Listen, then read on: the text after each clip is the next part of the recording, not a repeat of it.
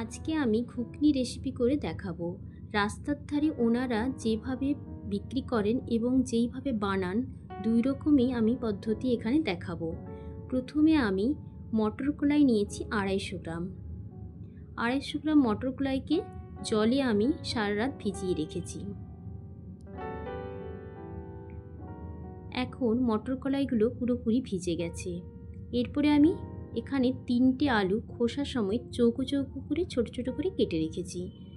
3টে পেঁয়াজ লাগবে, 25 কোয়ার মতো রসুন লাগবে, আদা লাগবে আর কাঁচা লঙ্কা 5টা লাগবে। আর এখানে মশলা লাগবে জিরে, ধনে আর মৌরি 1 টেবিল চামচ, আর লাগবে 2টো শুকনো লঙ্কা, তেজপাতা আর গোলমরিচ।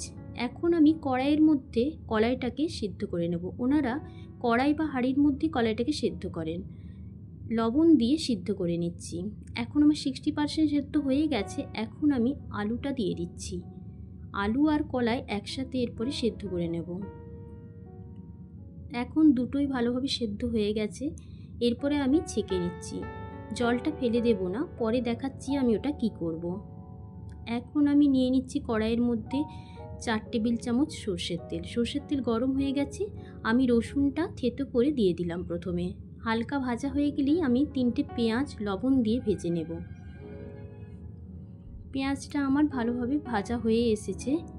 এরপরে আমি আদা আর 5টা কাঁচা লঙ্কাকে মিক্সিতে পেস্ট করে নিয়েছিলাম, দিয়ে দিলাম। এরপরে 1 টেবিল চামচ হলুদ গুঁড়ো আর 1 টেবিল চামচ লাল লঙ্কার গুঁড়ো দিয়ে দিলাম। মিডিয়াম ফ্লেমেই কষাতে থাকবো। এখন আমার পুরোপুরি এটা কষানো হয়ে গেছে, তেল ছেড়ে দিয়েছে, দেখতে পাচ্ছেন।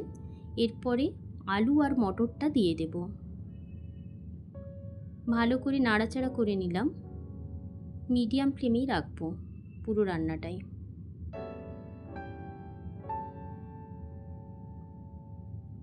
এরপরে একটু স্বাদ অনুযায়ী লবণ দিয়ে দিলাম।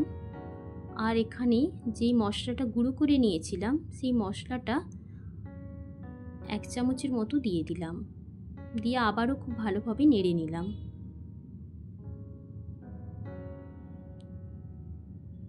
এরপরে আমি একটা তাওয়ার মধ্যে একদম রাস্তার ধারের মতো করে বানিয়ে দিয়ে রেখেছি, সাজিয়ে গুজিয়ে রেখেছি পুরো। এরপরে ওই স্টকটা, যেই সেদ্ধ করা যেই জলটা ছিল ওটা দিয়ে দিলাম, আর তেঁতুলের জল দিয়ে দিলাম, আর ভাজা মশলাটা দিয়ে দিলাম, আর বিট নুন দিয়ে ভালো করে নাড়াচাড়া করে একটা পাত্রের মধ্যে আমি সাজিয়ে নিচ্ছি। শসা কুচি, পেঁয়াজ কুচি, কাঁচা লঙ্কা কুচি, আর দিয়ে দিচ্ছি একটু ঝুরি ভাজা, আর কোরানো বিট, গাজর, ধনেপাতা, এইসব দিয়ে পুরোপুরি সাজিয়ে নিয়েছি। আমার তৈরি হয়ে গেছে। ধন্যবাদ বন্ধুরা।